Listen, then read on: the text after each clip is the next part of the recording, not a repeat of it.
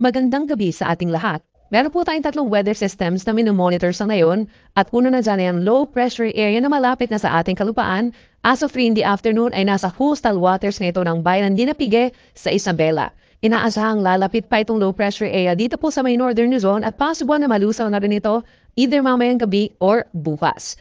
This low pressure area plus the shear line ang siyang patuloy na nagpapaulan po dito sa silangang bahagi po ng Luzon. Ang shear line ay ang linya po kung saan nagtatakbo po ang mainit na hangin galing dito sa Pacific Ocean plus ang malamig na hangin galing dito sa may northeast, particularly the Amihan. So itong shear line kitang-kita sa ating animation yung mga kaulapan at sinasamahan na rin ito ng mga pag-ulan na minsan po ay malalakas.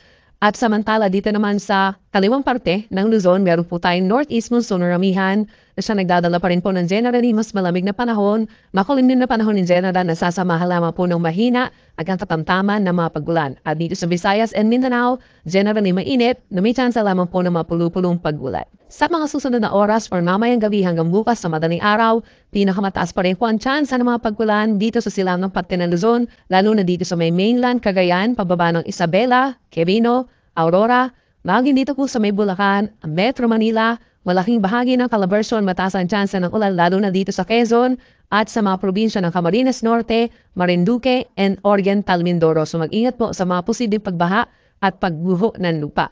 Sa natitirang bahagi ng Central Luzon, Cordillera Region, rest of Cagayan Valley at dito rin po sa Ilocos Region, asahan din ang makulimlim na panahon ngayong gabi hanggang bukas ng umaga dahil po yan sa amihan at sasamahan niya ng generally mas malamig na madaling araw at meron namang mahina hanggang katamtaman na pagkulat. Inang bahagi pa po ng Luzon, dito sa rest of Bicol Region and Mimaropa, meron na tayong mga localized thunderstorms o yung mga pulo-pulong ulan na nagtatagal lamang po ng 2 hanggang 3 oras. At dito sa Visayas and Mindanao, generally, fair weather or bahagyang maulap ang kalangitan. But then meron na rin tayo nakikitang mga kaulapan dito po sa may parting Cebu at dito sa may Leyte as well as malaking bahagi ng Northern Mindanao and Lanao del Sur. Dulot lamang po ito ng localized thunderstorms. By tomorrow, November 2, asahan pa rin po natin ang maulap na kalangitan in many areas of Luzon, lalo na ang silangan at katimugang bahagi. Asahan po yung kalat-kalat na ulan ng thunderstorms dahil sa shear line, dito po sa Cagayan Valley, dito na rin po sa may Aurora, malaking bahagi ng Calabarzon, plus Metro Manila. Dito naman sa natirang bahagi ng Northern and Central Luzon, asahan pa rin ang epekto ng Northeast Monsoon, sisilip-silip ang araw pero asahan din yung mga pulo-pulo, yung mga saglit na mga pag-ambon din po possible.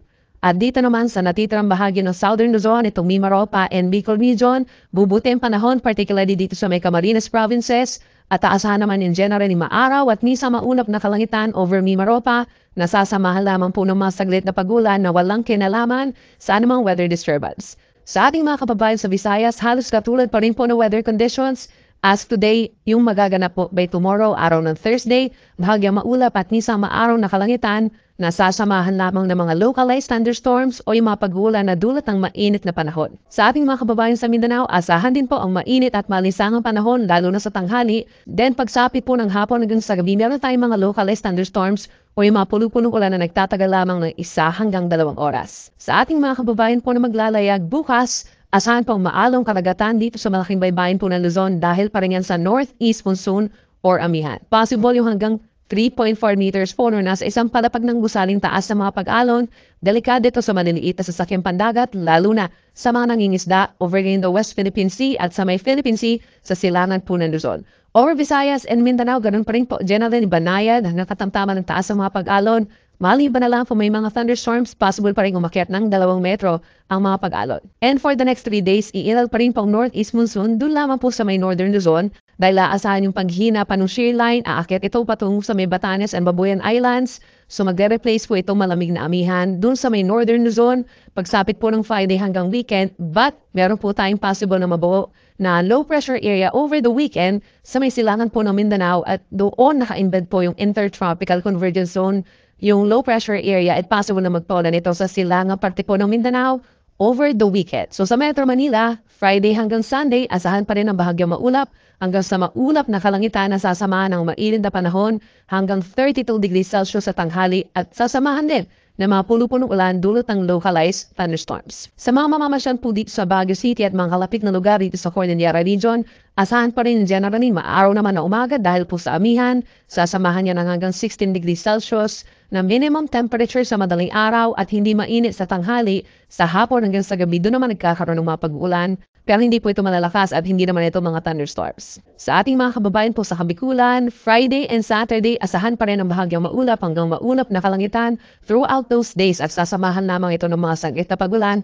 Mas madalas ang pagulan pagsapit po na linggo kaya magdala po ng payo. Sa atong mga kaigsuonan din na over Metro Cebu, kagaya dito sa Bicol Region, Friday and Saturday, partly cloudy to cloudy skies at ideal naman po sa pamamasyal. But then pagsabi po ng Saturday ng gabi all the way hanggang Sunday, mostly cloudy skies na at meron mga on and off na mga pagulan, dulot pa rin ng localized thunderstorms.